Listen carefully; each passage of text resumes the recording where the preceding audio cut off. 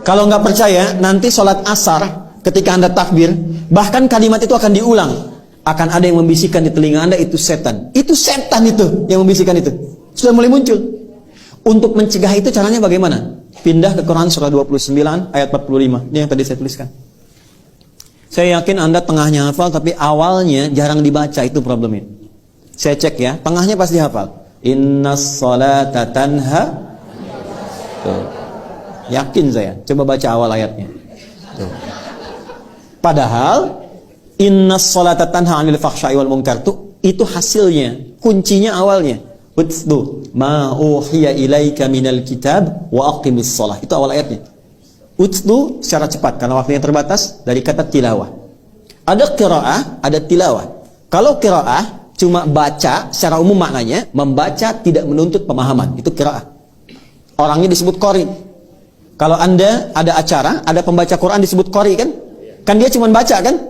Tidak menerjemahkan kan? Baik, tapi kalau bacaan itu menuntut kita untuk memahami dan mengamalkan apa yang dipahami, itu namanya tilawah. Karena itu biasanya kalau ada qari baca, di sampingnya ada penerjemah untuk memahamkan. Siapa namanya? Sari tilawah. Mungkin boleh jadi waktu itu yang pertama kali tilawah Bu Sari. Makanya Sari tilawah. Kalau Pak Heri maka menjadi Heri tilawah. Karena bahasa Arabnya cukup tilawah, nggak ada sarinya gitu. Asalnya begitu. Tilawah itu artinya baca, pahami, amalkan. Rumusnya kata Quran, kalau baca saja iqra, kalau pahami, amalkan utslu. Maka ayat yang mengatakan, hei sebelum sholat, pelajari dulu semua bacaan sholat. Pahami. Kalau sudah paham, jadi ketika tangan mengangkat, lisan bicara Allahu Akbar, fikiran menerjemahkan. Sehingga fikiran kita tidak dikuasai setan. Allahu Akbar, fikiran menerjemahkan Allah Maha Besar, hati meresapi. Ya Allah, aku sekarang mengikrarkan Engkau Maha Besar, tapi bahkan sebelum sholat aku merasa besar dari orang lain. Sombong dari kawan, angkuh dari pasangan, merasa yang paling terhormat, lebih daripada orang lain. Aku bertaubat ya Allah, maka Anda katakan, Allahumma ba'id baini wa baina khataayaya kama ba'adta bainal masyriqi wal maghrib. Ya kecilnya itu pengakuan. Ya Allah, aku mengakui selama ini aku banyak salahnya. Tapi aku memahami Engkau banyak rahmatnya. Maka mohon jauhkan antara aku dan kesalahanku di hari kiamat nanti, sejauh Engkau jauhkan timur dan barat yang tidak pernah bertemu satu dengan keduanya. Karena setiap kesalahan akan dipertemukan dengan pemiliknya. Wa may ya'mal mithqala dzarratin syarran yarah. Ya, kita minta dijauhkan. Kalau perlu ya Allah, hilangkan dengan es yang sangat dingin, bil ma'i wath thalji wal barad. Atau kita katakan wajjahtu wajhiya lilladzi fataras samawati wal arda hanifan muslima wa ma ana minal inna salati wa nusuki wa mahyaya lillahi rabbil la syarika lahu wa bidzalika umirtu wa ana minal muslimin. Itu dalam sekali. Ya Allah, aku taubat. Aku hadapkan diriku pasrah sepenuhnya kepadamu.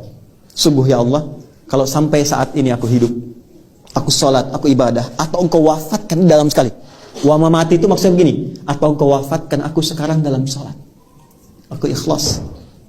Tapi bila Engkau beri kesempatan aku hidup setelah ini, bimbing aku ya Allah untuk patuh kepadamu dengan sempurna. Wa ana minal muslimin. Jadi kalau kita paham, itu baru keluar kalimat Allahu Akbar bisa gemetar. Itu yang terjadi pada Abu Bakar As-Siddiq. Jadi beliau itu kalau sudah bertakbir itu sudah menangis. Dan sudah merasakan konektivitas yang kuat dengan Allah. Makanya Ali bin Abi Thalib radhiyallahu taala anhu, ketika terluka di kakinya, ya, ada yang mengatakan kena anak panah.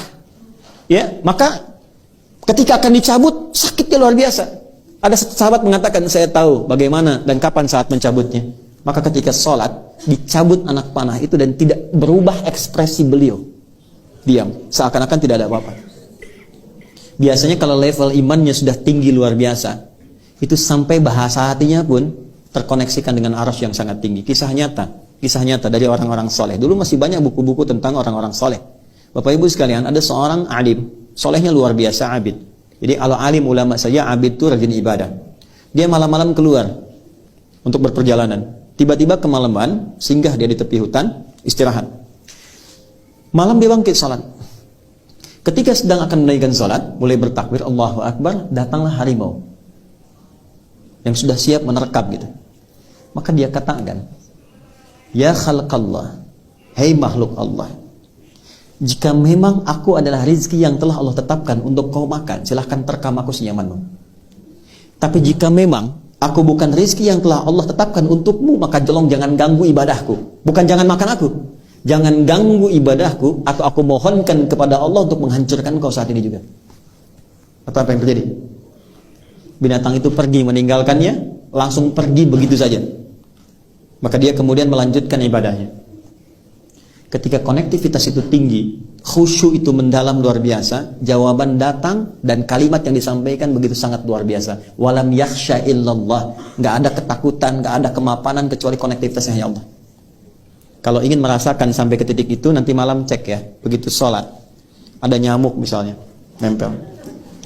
Hei nyamuk, kalau memang ini rizki yang Allah tetapkan untukmu, sedot yang banyak.